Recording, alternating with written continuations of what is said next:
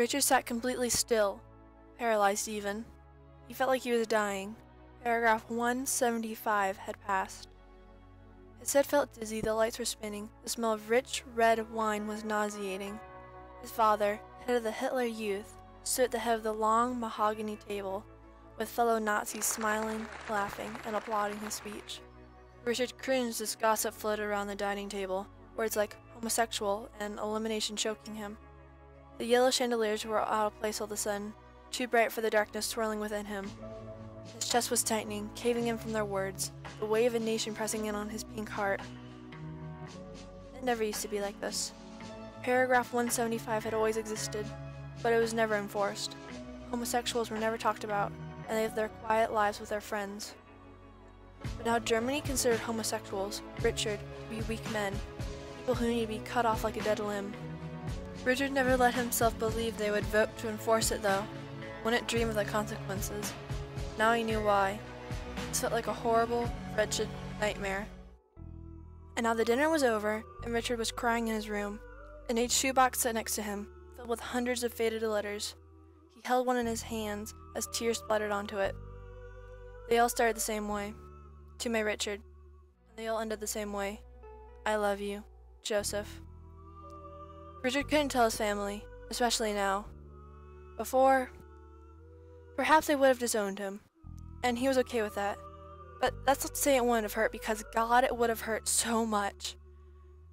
But after his family wiped him from their memory, Richard would have Joseph and his friends, a new family. It was different now. They would send him and Joseph to a concentration camp to be eliminated.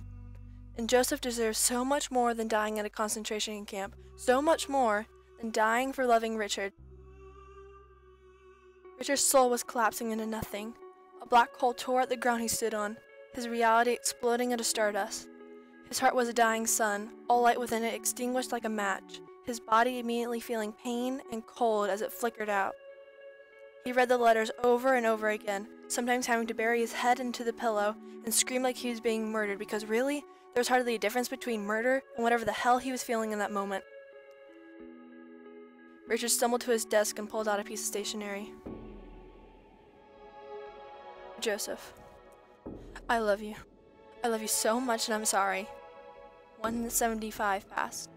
They're sending gays to the camps of Kott. Don't write to me again. It's for both of our safety. I'm sorry. I love you so, so much. I will never forget you or what we shared. If I survive this, I swear I will see you again. If I don't, I'll gladly go to hell if God thinks our love is an abomination. I just hope he'll banish us to the same level. This is for the best. I'm sorry. I love you. I love you, I love you, I love you. Sempiternal, dear Richard. Richard stared at the tear-smudged letter. Joseph deserved better, but Richard could only do so much. He sealed the letter in an envelope and ran downstairs, the shoebox underneath his arm. He sprinted out the door, not bothering to mind the pain stabbing his bare feet from the freezing snow. Tears were freezing on his cheeks, snot ran down his face, and his hand trembled putting the letter into the mailbox. He wanted to scream. Wanted to shake the entire forest until all the snow fell from the trees. Wanted to curse at whoever gave him this advice. Wanted to say goodbye to Joseph in person. His feet were numb and sunk deeper into the crystalline snow as he headed into the woods. Further and further, wicked branches obscured the moon. He fell into the snow, collapsing on hands and knees, the powder rising to his elbows. He dug furiously, hands blindly throwing snow. Richard cradled the shoebox as he set it into the hole, crying and silently hoping Joseph knew just how much he loved him. Within a few minutes, the burning letters were slowly warming his fingertips. Richard couldn't stop crying, couldn't stop saying, I love you, couldn't stop his pain. The next morning, Richard woke up in his bed, sunlight slipping through his curtains. He got up and gathered keepsakes that could be tied to Joseph, anything that could provide evidence for homosexual activity in court. He was throwing them away in the maid's trash bin when his mother came in, smiling and wearing her favorite apron. She said that Richard's father was in his office. The lump in his throat grew. He knew what he had to do, but that didn't mean it would hurt any less. He walked across the house to his father's office, finding him sitting at his desk. He greeted his father, but as he got closer he noticed there was a stack of patches lined up along the desk. Pink triangles, When he asked, his father said that they were what the homosexuals were going to wear to separate them from the other inmates, so that they too wouldn't catch the disease. Richard picked one of the patches up, examining it closely. It looked harmless, just a simple pink triangle to go over the right breast, but it was more than that.